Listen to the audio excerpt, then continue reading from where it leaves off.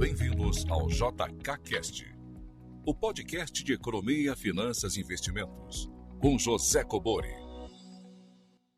Sejam todos muito bem-vindos a mais um JKCast, aqui com a minha participação, José Cobori e Ed Cobori. Tudo bom, Ed? E aí, professor, como você tá? Eu tô sentado novamente, e você também? Ah, mas isso aí já é antiga, já tem que inovar aí na resposta. Tá joia. Bom, parece que o seu áudio na última edição ficou muito melhor, né? Agora também a gente está gravando o áudio lá em redundância, né? Para esses problemas de internet aí serem solucionados dessa forma, na edição. O editor dá um jeito, faz a mágica. Beleza, Ed? Ontem você assistiu a aula magna sobre fusões, aquisições e valuation? Assisti, confesso que eu não consegui ver ela inteira. Eu comecei e depois encerrei ela, mas deixei salvo aqui, né? Para assistir com mais calma, como é uma temática um pouco mais aprofundada. Vou ver aqui com mais calma e fazer minhas anotações, né? Porque é um assunto que eu quero me aprofundar. Acho essencial, né? Inclusive lá na live de ontem você comentou que isso ajuda, né, o investidor a fazer ali uma análise de ação, porque o M&A é muito mais aprofundado, né? Então, quando você faz um valuation ali de uma empresa um pouco mais do dia a dia, acaba ficando mais simples, né, mais fácil. Mas eu vou salvei aqui para assistir com mais calma e estou vendo aqui as passagens também para poder ir presencialmente na imersão aí que vai acontecer. Legal, acho que muita gente faz isso, até porque ela foi longa, quase 2 horas, né? E o pessoal sempre quer assistir a versão gravada, ela tá no canal, então quem quiser rever, né, ou quem não assistiu quiser assistir a aula magna sobre fusões e aquisições, vai estar o card aparecendo aqui em cima e na descrição do vídeo, tá ok?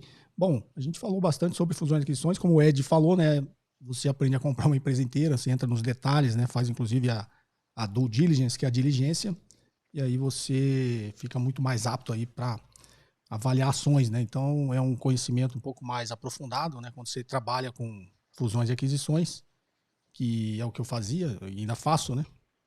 Há 10 anos. É um conhecimento complexo, mas que dá muito prazer para quem aprender. E no mercado financeiro de capitais digamos, o conhecimento e a profissão e a posição que é mais bem remunerada, né? Porque você ganha ali uma parte fixa para atuar e acompanhar e assessorar a transação toda e você ganha um FII, né, sobre a transação. Então, eu costumo brincar que eu comecei vendendo aço, depois vendi máquina copiadora, impressora, e aí eu cheguei agora finalmente a vender empresa. Então, quando você ganha comissão, como qualquer vendedor, né, você vendeu uma empresa inteira, digamos que seria um ativo mais caro que você vai conseguir vender, né? E aí você vai ter uma comissão em cima disso. Então o FII sempre é negociado, dependendo do tamanho da operação. E aí quando você faz realmente, concretiza uma operação, você tem uma remuneração aí muito boa, tá ok? Meus sócios sempre, e agora principalmente, né, que cresceu bastante a empresa, estão tirando aí uma boa remuneração. E para quem tem interesse em trabalhar no mercado financeiro de capitais, essa é uma posição, não diria assim nobre, porque eu acho que todas as profissões são nobres, mas é uma profissão que você vai entrar mais no detalhe, na complexidade, né, da avaliação das empresas, das negociações, e aí você, teoricamente, estaria apto para fazer outras coisas que surgem no mercado e as oportunidades. Então, pessoal, quem quiser assistir a aula magna, novamente, vai estar aqui na descrição do vídeo, aparecendo no card, e foi aberta também as inscrições aí para a imersão presencial, né? Eu montei uma imersão presencial, vai ser no dia 31 de março, 1º, dia 2, dia 3 de abril, a quinta, sexta, sábado, domingo, vai ser o dia inteiro, né? O domingo também vai ser o dia inteiro, mas a gente vai encerrar às 13, né? Vai ter um almoço com fraternização. E a gente deve ficar aqui até o início da noite, aqui, batendo papo e fazendo a nossa confraternização. Mas nos 3 primeiros dias vai ser o dia inteiro, né? O almoço vai ser aqui também na minha residência. Então a gente vai ter tempo aí suficiente de 4 dias, não só para passar o conteúdo, aprender, trocar ideia, tirar dúvidas e, logicamente, bater papo, né? Nos intervalos, no coffee break, no almoço. E a gente vai poder trocar muita experiência aí, e vocês também trazem sempre nesses treinamentos, né? E aí a gente vai aprender tudo aí sobre fusões e aquisições e valuation, tá? O pessoal pede muito, porque geralmente os cursos de fusões e aquisições não tem a parte de valuation, né? Passando assim em cima, dizendo a teoria, mas nesse que eu vou dar o valuation também, tá ok? Com materiais riquíssimos, né? Vai ter planilhas, inclusive as planilhas utilizadas em casos reais, né? Que eu participei e ajudei a coordenar, planilhas de valuation, vai ter os contratos reais, Obviamente, todos esses materiais eu vou tirar a informação das empresas, né, para que a gente mantenha aí a privacidade delas, apesar de ter terminado esses casos que eu vou mostrar, inclusive é até mais antigo, porque eu tenho que esperar passar o período de confidencialidade, tá? Mas, de qualquer forma, ninguém vai ficar sabendo que é empresa, porque eu tiro as informações. Então, vai ter lá a parte do goodwill, como é que a gente deprecia, né, um ágio na aquisição de uma empresa, vai ter a parte da parte jurídica, os contratos, as documentações, MOU, a carta de intenções, que é o Letter of Intent, vocês vão ver várias siglas em inglês. Então, a gente vai aprender bastante e vai terminar aí com um material rico em mãos para quem quiser já atuar nesse mercado, tá ok? Então, feito o jabazinho aqui no início, né, Ed? Fica a dica aí também. A gente recebe muita pergunta, né, para o pessoal querendo entrar no mercado financeiro, ver quais são as possibilidades de carreira, né? Então, o M&A está muito em alta, inclusive, se todo dia você entrar lá no portal de notícias, você vê, né, uma empresa adquirindo outra, uma empresa se juntando a outra, então é um movimento que está muito, muito aquecido. E lembrando, né, para quem for fazer a imersão presencial aí, eu vi na aula de outro professor, vai liberar o comportamento dos mercados, então mesmo que você não tenha nenhuma bagagem, né, como esse curso vai ser liberado para você, como ainda tem um mês ainda para a imersão, vai dar tempo aí de você pegar pelo menos uma bagagem ali desses conhecimentos, para não chegar muito cru, né, e acabar não conseguindo aproveitar esse conhecimento que é um pouco mais aprofundado. Então, para aquelas pessoas que às vezes, vai ser muito complexo, vai ser muito difícil, então você vai ter um mês ainda para se preparar, fazer esse curso aí que você vai ter já uma certa bagagem para chegar lá um pouco mais tranquilo. Bem lembrado, Ed, que então quem adquirir aí a imersão, né, vai ter um mês, mais de um mês, vai começar no dia 31 de março, vai ter um mês aí, eu vou liberar o acesso ao curso O Comportamento dos Mercados, que é o curso mais completo que eu tenho. Tem 6 módulos, é uma espécie de um MBA enxuto, né, só com o que interessa, né, só com o que a gente realmente usa na prática, no dia a dia. Então, o primeiro módulo é ambiente macroeconômico, a gente vai aprender sobre economia. No segundo é só sobre taxa de juros, como elas são formadas, como se forma a curva de juros. Vocês aprendem, inclusive, para quem tiver interesse nas aulas, aprende a calcular e formar uma curva de juros, mercado financeiro de capitais, né, renda fixa, renda variável, mercado de derivativos, gestão de risco. Então, ele é um curso bem completo. E para quem for fazer imersão, vai passar um mês aí podendo ter contato aí com esse curso, né, com esse conteúdo aí, para chegar aquecido aqui em casa no dia 31. Tá joia, pessoal? Então vamos lá. Sem mais delongas, né? Perguntas em áudio e texto para o WhatsApp 61981170005. Perguntas entre 40 segundos e 1 minuto. Tá ok? Vamos lá, primeira pergunta então. Boa tarde, professor José Cobori. Meu nome é Leandro, falo de São Paulo, capital.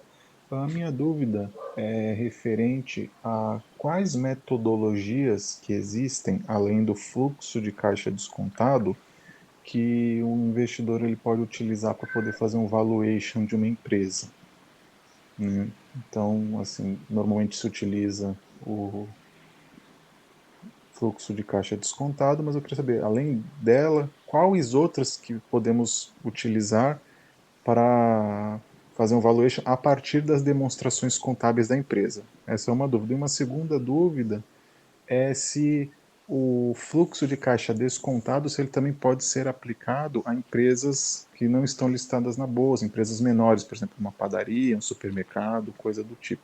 Muito obrigado, um abraço. Legal. Ed, eu vou passar essa para você, mas eu até comentei sobre essas metodologias, né, na imersão, na aula magna de ontem, tá? Para quem for assistir, vai ter uma partezinha que eu falo disso. Mas vou passar essa para você, Ed. Pode responder aí.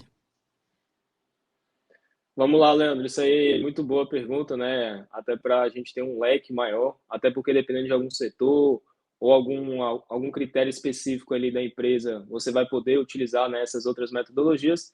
Então, eu vou passar aqui rapidamente quais são elas, né? A gente teria que fazer quase que um curso de vários dias aí para a gente conseguir se aprofundar em cada uma, mas aí você pega o nome e depois faz aí seus estudos próprios. Então, o primeiro, como você falou, né, o fluxo de caixa descontado, inclusive na semana passada também no podcast, a gente acabou falando muito sobre ele, que é o método mais utilizado, ele tem lá suas limitações, assim como todos os outros, mas no dia a dia, se você for pegar os analistas, ou inclusive essas empresas de capital fechado que você perguntou, né, elas acabam utilizando esse método aí mais comum e mais aceito por todos os investidores, que é o fluxo de caixa descontado. Mas você tem o modelo de Gordon, que a gente já abordou também em alguns podcasts, a gente tem o modelo de múltiplos, tem a fórmula de Ben-Graham, tem as opções reais e tem a própria abordagem por ativos, né? Você olhar ali só a parte contábil. Então, uma coisa que muita gente acaba confundindo é que eles não são mutuamente excludentes, ou você vai usar só um ou outro. Você pode usar eles de forma complementar, inclusive, né, dentro desses que eu citei para você, o de múltiplos e o fluxo de contábil, ele geralmente, né, acaba vindo em conjunto.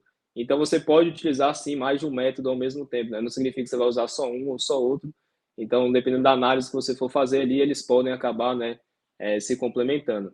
Então, primeiro, o fluxo de caixa descontado e o modelo de Gordon, na verdade, eles têm as mesmas premissas, né, da gente projetar um valor futuro e trazendo o valor presente, só que o modelo de Gordon é mais ali para empresas financeiras, é mais para fundos imobiliários, para empresas que já estão maduras, né, que elas basicamente acabam distribuindo todos os seus dividendos. Então, você acaba utilizando, né, o que ficou conhecido como um modelo de Gordon, mas ele é basicamente um fluxo de caixa, só que um pouco mais encurtado, né, que a gente fala que é de um estágio, né, você já utiliza ali a projeção na perpetuidade, você não pega aquela fase de crescimento da empresa. O de múltiplos, você, né, basicamente vai pegar alguns indicadores ali da empresa para ver como que ela se compara com o seu histórico, como que ela se compara com o setor, como que ela está se comparando com a média, né? Então, basicamente, você vai fazer uma avaliação que a gente chama de relativa. Então, você vai pegar os dados da empresa e comparar, né, para ver se ela é melhor do que o mercado, melhor do que os seus concorrentes, melhor do que o seu segmento, e se ela vem melhorando ao longo do tempo. Tem a de forma de Ben-Graham, que é muito antigo. Inclusive, eu tive até a oportunidade, né, de ter uma disciplina com um dos fundadores lá da Empíricos, que é o Rodolfo, e eu fiz essa pergunta, né, na nossa aula de Tira Dúvidas, que eu perguntei, né, eu falei, nossa, o Ben-Graham é tão renomado, né, todo mundo fala que ele é o pai da análise fundamentalista, por que hoje em dia não é tão difamado a fórmula dele, né, para você encontrar valor intrínseco? E aí ele me respondeu, né, que é uma forma que, em essência, faz muito sentido, que se você for pegar, né, traduzir, é você tentar encontrar empresas rentáveis a preços baratos, só que é uma forma que ela foi criada num contexto, né, que as empresas eram mais industriais, mais de fábrica, e hoje em dia, né, com as empresas mais de tecnologia, mais de serviço, acaba que é uma forma que ficou desatualizada. E ele falou, né, nos próprios analistas lá da Empíricos, eles não utilizam. Então, acaba que é uma metodologia de valuation, só que pouco utilizado na prática, mas vale a pena você estudar ali pelo menos a parte teórica. Inclusive, tem uma aula não, né, um vídeo aqui do professor no canal, onde ele explica, né, como que surgiu ali a fórmula e o que significa ali cada número, então vale a pena aí. Qualquer coisa o editor coloca aí no card para você dar uma olhada. Tem a parte do método contábil, que é baseada em ativos, geralmente ela só é utilizada quando a empresa quebra, né, ela entra em falência. Porque já que ela não tem o seu fluxo de caixa, não vai ter receita, não vai ter lucro para a gente projetar, ela vai valer os seus ativos. Né? Então você vai ver ali o que ela tem para vender, vai pagar o que ela tem que pagar ali os seus credores, e o que sobrar, né, vai ser o acionista, então aquilo deveria ser o valor que ela deveria valer, né? Então seria essa parte mais contábil, mas geralmente você só faz ali para avaliação de empresas que estão em decadência ou que elas estão entrando em um momento ali de falência. E a última é opções reais, que é um modelo um pouco mais recente. Inclusive, eu estou até tentando me aprofundar um pouco nele, mas também pouco utilizado no dia a dia. Ele basicamente é também um fluxo de caixa descontado, onde você vai traçar diversos possíveis cenários que a empresa pode atuar, e você vai trazer isso também a valor presente e ver, né, como que isso vai se avaliar. Então, basicamente, todos esses métodos que eu mostrei para vocês, né? Então, tem o fluxo de caixa descontado, tem o modelo de Gordon, tem o múltiplos, tem a forma de Ben-Graham, tem essa parte mais contábil e tem essa de opções reais. Basicamente, elas vão ter duas vertentes, né? Ou você vai olhar pela parte intrínseca da empresa, ou seja, aquela parte interna dela, ou você vai fazer uma análise relativa, de comparar ela com outro.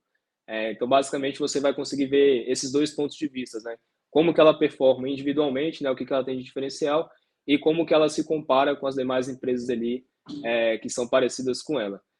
Só um disclaimer, né, que acho que super válido a gente sempre falar, inclusive eu falei na semana passada também no podcast, é a gente diferenciar o valor que a gente acha e o valor que está precificado no mercado, né? Não adianta a gente utilizar esses métodos, a gente encontrar que a ação deveria valer 15, se o mercado está pagando 10, está pagando 5. Então, uma coisa acaba não sendo exatamente igual a outra, né? O ideal seria que o valor de mercado fosse igual ao valor da empresa, mas dependendo ali do período que a gente está analisando, essas coisas podem se descasar. Então, a gente sempre tem que se atentar, né, com o valor que a gente vai encontrar a partir desses métodos de valuation. Legal, Ed. Bom, para quem, bem explicado, Ed, para quem acompanhou o canal, o Ed falou que tem vários vídeos no canal sobre valuation, né? Inclusive alguns métodos que ele falou aí. E na imersão eu vou falar, ontem na aula magra eu falei um pouquinho, né? Bem por cima, e na imersão vai ser falado sobre também os métodos de avaliação de empresa. Tá ok? Vamos aqui então à próxima. Olá, professor, tudo bem? Aqui quem fala é Nicolas, de Sorocaba. Primeiramente, gostaria de agradecer e parabenizar pelo conteúdo. Kobori, gostaria de tirar uma dúvida sobre balanço patrimonial. Quando eu olho para um balanço de uma empresa que dá prejuízo ou um lucro contábil baixo, como eu devo olhar para saber se o motivo desse baixo lucro é devido a aquisições e ou outros investimentos em infraestrutura, ou se realmente a empresa é ineficiente? Digo como avaliar se o gasto da empresa é de qualidade. Obrigado. Tenha um ótimo final de semana. Bom, vamos lá, Nicolas. Na realidade, quando você olha o balanço patrimonial, o lucro você vê na DRE, né? Mas vamos lá. A DRE é a demonstração de resultados do exercício, né? E o balanço patrimonial é lá onde você registra lá os ativos, passivos e o patrimônio líquido, ok? Quando você quer olhar a eficiência da empresa, é óbvio que você tem que olhar o balanço patrimonial, mas o balanço patrimonial você olha muito do seu ponto de vista da solvência, índice de liquidez, índice de imobilização de recursos permanentes. Se você quer olhar a necessidade de capital de giro, você olha para o balanço patrimonial. Então você tem várias análises que você faz no balanço patrimonial.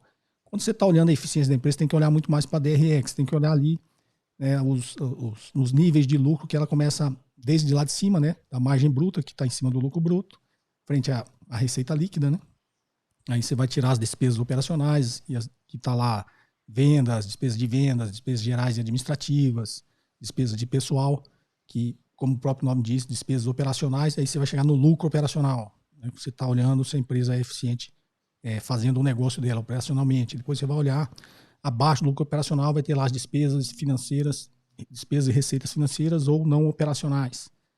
E vai achar uma base de cálculo para calcular a despesa, calcular o imposto de renda e a CSLL, e depois você vai chegar no lucro líquido. Então tem vários estágios ali que você tem que olhar.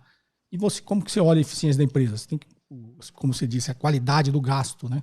Primeiro você tem que olhar a margem, tá? Geralmente o setor ele tem uma média de margem que consegue se praticar no mercado. Então você vai comparar a margem dessa empresa com a margem do mercado. Pode ser tanto a margem bruta, a margem operacional, né, que é a margem EBITDA, e a margem líquida. Tem um modelo que chama modelo de Dupont, isso tem no meu livro, tá? Essa gigante química que criou o modelo Dupont, você divide ele em 3 indicadores, né? Que é a margem líquida, giro do ativo total e fator de alavancagem, né? Margem líquida, como já diz, é uma medida de rentabilidade, o quanto você consegue transformar a sua receita em lucro líquido. É isso que diz a margem líquida. O giro do ativo total é o seu resultado de um ano, quanto é que você consegue girar no seu ativo. Então, se você fizer o mesmo resultado de um ano, for exatamente o mesmo volume que você tem de ativo, o seu giro do ativo é 1, né? Você consegue girar o seu ativo em um ano. Então, essa é uma medida também que você vê de eficiência comercial, eficiência de vendas, né? Capacidade de fazer negócio no mercado. O fator de alavancagem tem a ver com o capital terceiros, né?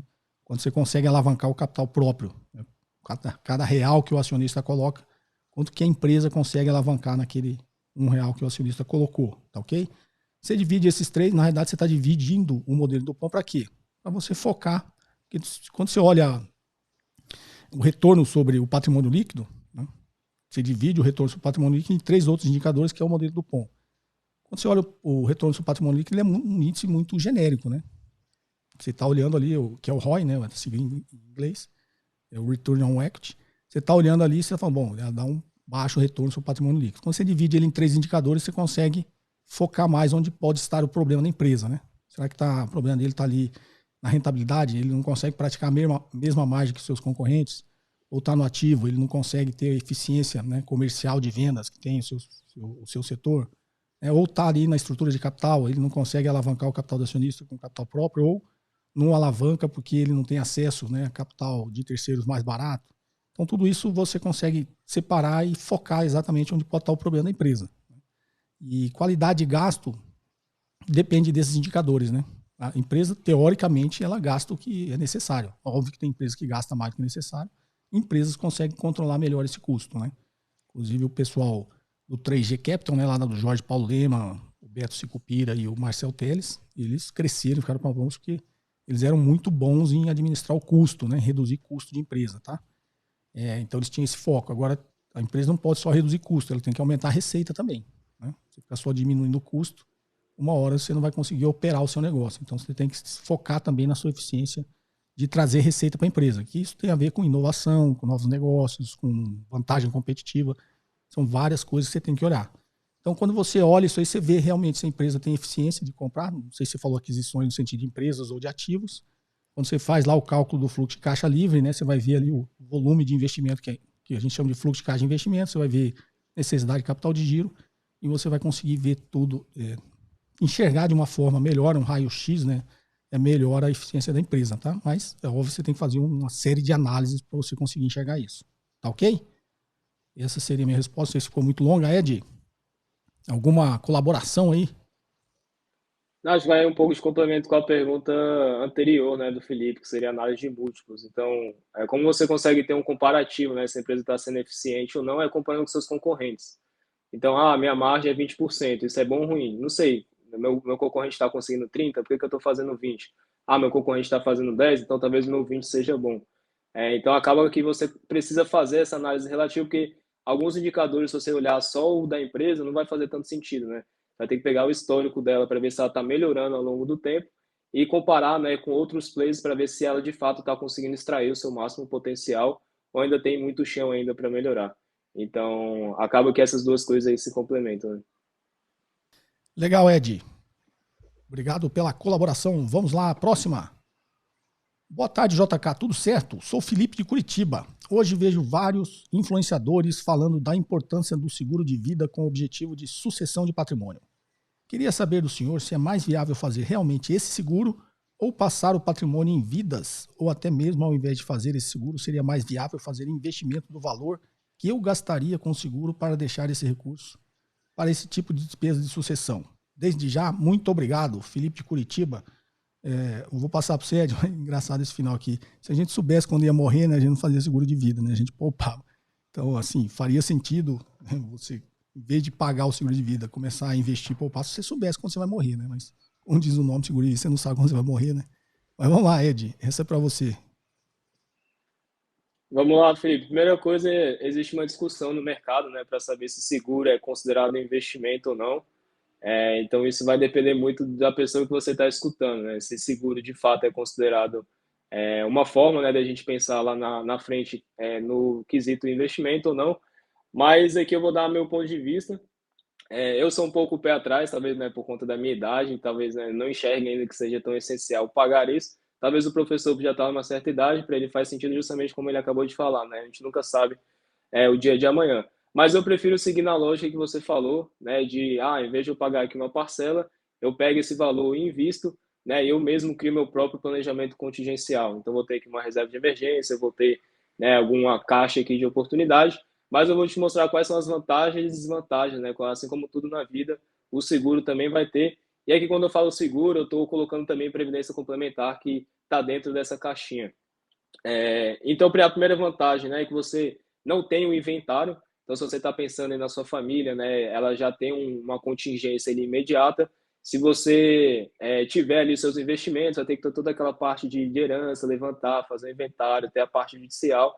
Né? Imagina ali seus filhos, sua esposa, né, os seus pais precisando de dinheiro e tendo que ficar a par ali da burocracia. Né? Então, a vantagem do seguro é que você não precisa passar por esse inventário e, consequentemente, né, o pagamento ali de uma possível indenização ela é muito mais rápida, em alguns casos até imediato. Então, esse seria o primeiro ponto positivo de um seguro. O segundo é a questão da portabilidade. Então, se você estiver fazendo um planejamento aí de longo prazo, né, para você assegurar a sua família, e nesse meio do caminho você quiser trocar de produto, ou você pensar numa estratégia diferente, né, você fazer essa mudança, essa adaptação vai ser muito mais trabalhosa e muito mais custosa, e quando você tem, né, um seguro, essa portabilidade é muito mais simples, né, você pode escolher ali estratégias diferentes, ou até tirar de uma determinada seguradora para outra, muito mais facilmente. Tem a questão da Comicotas, inclusive teve uma pergunta, né, da semana passada, então nos fundos de seguro não tem essa incidência, né, então consequentemente você consegue acumular um montante maior, e o seguro é uma renda que não é empenhorável, né, se você estiver recebendo ali, então acumulando um determinado valor, a seguradora vai ficar me pagando mensalmente, então mesmo que você tenha uma dívida, você tenha, né, algum processo judicial contra você, aquela renda ali, ela é assegurada, essa pessoa, né, que está tentando pegar o seu dinheiro, ela não consegue justamente porque essa renda é assegurada porque seria como se fosse uma fonte, né, de que você precisa, sem ela você não consegue viver, então basicamente o governo, né, ela não deixa com que esse recurso aí seja penhorável. Há uma outra vantagem, que a indenização é isenta de imposto de renda.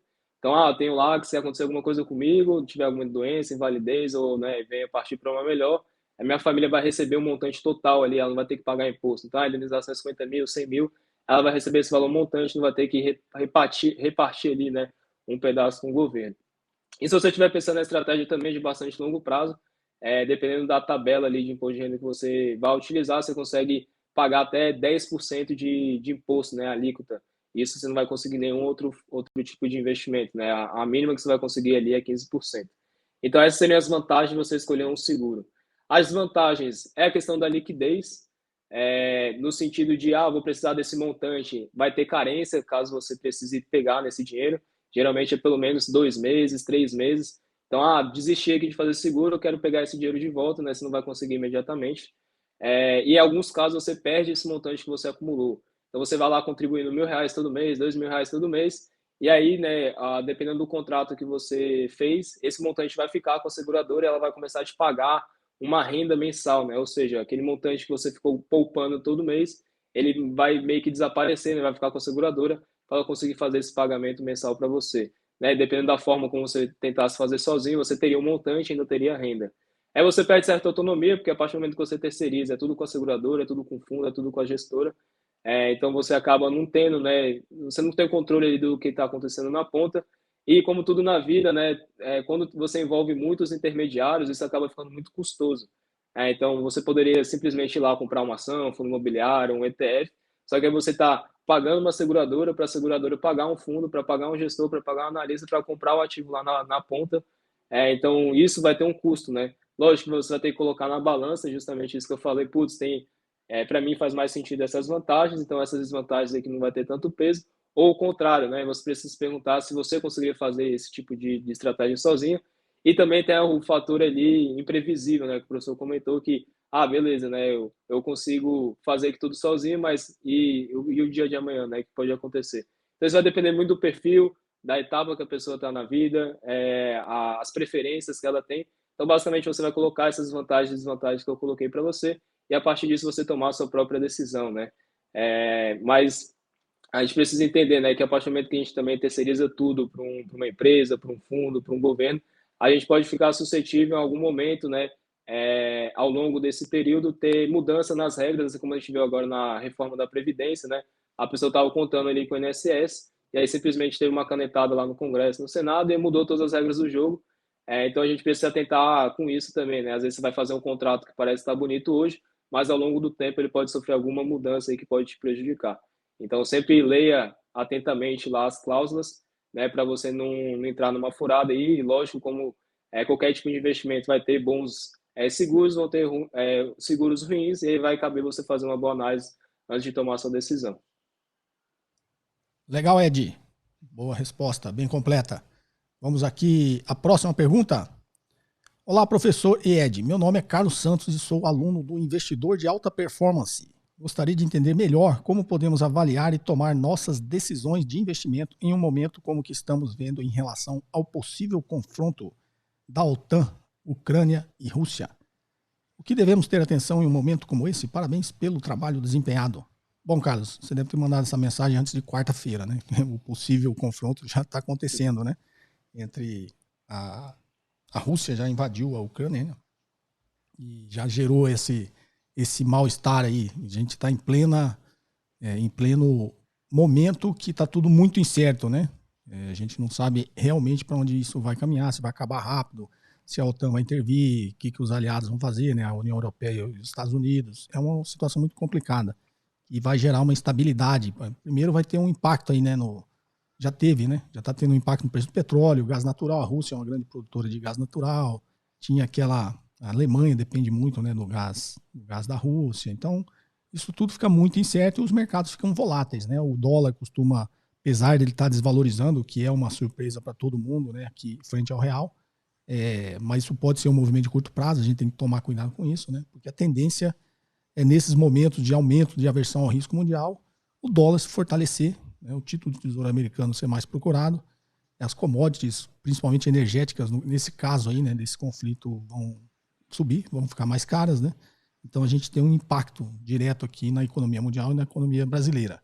Então, como a gente está em pleno momento, é muito difícil de prever, né? Porque faria que qualquer estratégia que você tenha tem que ser um pouco mais conservadora, né? Isso não é o momento de ter estratégias muito arriscadas. Pode dar dinheiro, você ter uma estratégia arriscada nesse momento? Pode dar muito dinheiro, mas também pode quebrar, né? Você está assumindo um risco que é muito incerto, tá? E aí acaba sendo muito mais uma aposta do que um investimento, né? Você está apostando que vai acontecer aquilo que você prevê, mas ninguém sabe o que vai acontecer, tá? A tendência geral é essa, né? O dólar se fortalece, o petróleo sobe, o gás natural vai subir, o derivado de petróleo, as commodities energéticas são mais caras, o mundo entra num certo momento de incerteza de crise, então todo mundo sofre nesse momento, né? Mas esse conflito, como eu disse, está acontecendo, né? A Rússia invadindo a Ucrânia. Isso é uma coisa longa, histórica, né? É óbvio que isso nada justifica um país invadir outro. Existem tratados na ONU que você tem que manter a integridade territorial, né? A soberania dos países. Mas a gente tem que voltar um pouco na história para entender porque isso aconteceu, né? Já teve lá a Crimeia, né? A Guerra da Crimeia, da Chechênia, isso tudo tá ligado, tá? Então a Crimeia lá, no passado a Crimeia na realidade era da Rússia, né? Era da União Soviética, tá? A antiga União das Repúblicas Socialistas Soviéticas. E a Ucrânia também. Então, nessa época que era a União Soviética, a Ucrânia meio que ficou administrando, a Rússia deixou a Ucrânia administrar a Crimeia, porque ele nunca imaginou que o bloco soviético ia se desmanchar, ia se desfazer, né? E aí, depois que se desfez, a Ucrânia separou, né? O leste europeu todo se separou da União Soviética e ficou a Rússia novamente, só o país, né? A Rússia, e todos os países do leste europeu que formavam a União Soviética acabaram se tornando independentes, e entre eles a Ucrânia. Só que a Ucrânia falou, agora eu cuido da Crimeia, né? Você me deu para cuidar, agora é meu. E ali a Crimeia tem um ponto estratégico ali muito importante para a Rússia, né? Exatamente para ele poder passar por ali, no mar ali também tem um escoamento, porque o resto dos mares que cercam a Rússia, todos eles congelam em uma época do ano. Então, para escoar, né, a produção russa, participar do comércio mundial, ele precisa muito daquele estreito ali que passa perto da Crimeia. A Crimeia também, a Rússia também pode passar ali gasodutos, se ela quiser. A Ucrânia tem muitas commodities energéticas também. E a Crimeia, na realidade, a população da Crimeia e de toda aquela parte da fronteira com a Rússia, ela é uma população russa, né? Nessa separação e a queda do bloco soviético, essa fronteira toda e a Crimeia, a grande maioria da população é russa. Então o Putin ficou incentivando ali uns plebiscitos ali para saber se eles queriam ser independentes ou não, né? Então ele também foi meio, no jogo de xadrez ele foi muito esperto, né? Ele, primeiro na Crimeia, falou, vou atacar e tomar porque o povo lá quer ser russo. Porque o povo na verdade era russo, né? Então ele incentivou, porque aí os países ocidentais falaram, pô, mas isso não é democracia. Ele falou, qual a expressão máxima da democracia? Um plebiscito. O povo falou o que quer. O que está acontecendo exatamente agora, né? A costa da Ucrânia está falando que quer ser anexada à Rússia. Só que o interesse da Rússia é muito mais estratégico, né? Porque a OTAN, estou falando muito de história, que não tem nada a ver com o nosso assunto, né? Depois da Guerra Fria, né, os aliados venceram a Alemanha nazista, o Hitler dividiu a Alemanha no meio, ficou a Alemanha Oriental e a Alemanha Ocidental. E como as duas maiores potências eram na guerra, né, os aliados eram os Estados Unidos e a Rússia, eles meio que dividiram o mundo no meio, né? Então, de um lado, o ocidental ficou ali meio sob o domínio dos Estados Unidos e o lado ali oriental ficou meio sob o domínio da Rússia. E a Rússia decidiu formar esse bloco que passou a se chamar a União das Repúblicas Socialistas Soviéticas. E eles fizeram um chamado Tratado de Varsóvia, que é exatamente o que o mundo ocidental fez com a OTAN, né? A OTAN é a Organização do Tratado Atlântico Norte. Então fez uma organização militar, né? Uma união militar, que é a OTAN, do lado do ocidente, e a Rússia fez do outro lado uma união militar, que era o Tratado de Varsóvia. Só que quando caiu o bloco soviético, caiu, né? Caiu o muro de Berlim e se desfez a União Soviética, esses países todos ficaram independentes e o Tratado de Varsóvia deixou de existir. Então ficou um desequilíbrio, né? O mundo ocidental ainda com a OTAN e a Rússia ali meio isolada, sem o Tratado de Varsóvia, com o bloco soviético desfeito, ficou. E quando o Putin ascendeu ao poder, ele meio que está querendo fazer uma revisão na história, né? E talvez no jogo de xadrez, né? A OTAN, os países ainda podem ter dado um passo sem entender muito esse tabuleiro, né? Porque quando a Rússia só invadiu a Ucrânia porque a OTAN queria anexar a Ucrânia, né? A Ucrânia fazer parte da OTAN. E aí a Rússia falou, bom, o cara vai, né? Vai ter a OTAN aqui na minha fronteira, meu vizinho, porque apertar, Moscou fica perto, né, da divisa. Ele aperta aqui, solta um míssil, não dá nem tempo de eu responder. É a mesma coisa da crise dos mísseis lá em Cuba. Quando a União Soviética instalou uma base de mísseis em Cuba, Cuba é ali, né? O cara vai a nado ali para a Flórida, né? Aquele pessoal que vai imigração ilegal.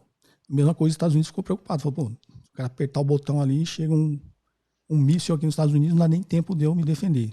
E aí teve toda aquela crise quase, né? Estourou a Terceira Guerra Mundial. Então, na verdade, assim, no tabuleiro militar, estratégico, é mais ou menos a mesma coisa, né? O Putin não queria deixar a OTAN fazer uma base lá na fronteira dele.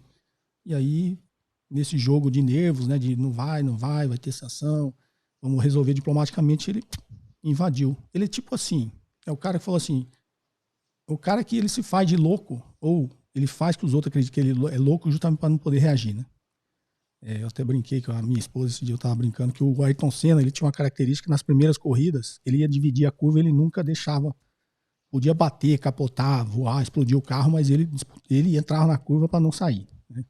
Então, nas primeiras teve uns acidentes, nas outras, quem conta isso na história do Senna é o Martin Brundle, né?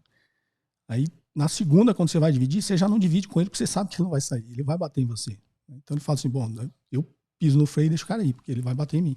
O que o Putin está fazendo é mais ou menos a mesma coisa, né? Ele é o doido da história. Ele falou, eu vou entrar. Entrou. Aí agora, vocês vão reagir? Aí os caras falaram, bom, se a gente reagir, a Terceira Guerra Mundial, o cara não vai dar um passo atrás, né? Então tem todo esse jogo aí que ele soube utilizar, ele soube fazer esse papel de louco na hora de ser louco, e é isso que ele está fazendo. Tá ok? Bom, o Ed caiu aqui se ele voltar aqui eu coloco ele aqui, mas essa era a última pergunta. Dei uma devagada aqui na história da geopolítica mundial, mas como o nosso podcast é sempre um bate-papo, né? Espero que vocês tenham apreciado, tá ok? Perguntas em áudio e texto para o WhatsApp 981 170005, tá ok, pessoal? Perguntas entre 40 segundos e 1 minuto. Novamente, a imersão está aberta, né? Essas inscrições para imersão em fusões e aquisições e valuation, tá? Vai ter o link aqui embaixo. Para quem quiser assistir a aula magna que eu dei ontem, deu quase 2 horas de aula sobre esse mesmo assunto. Também tem aqui o link na descrição do vídeo, tá ok? Aproveitem um carnaval para se atualizar. Eu espero vê-los aqui na semana que vem. Um forte abraço e até o sábado que vem.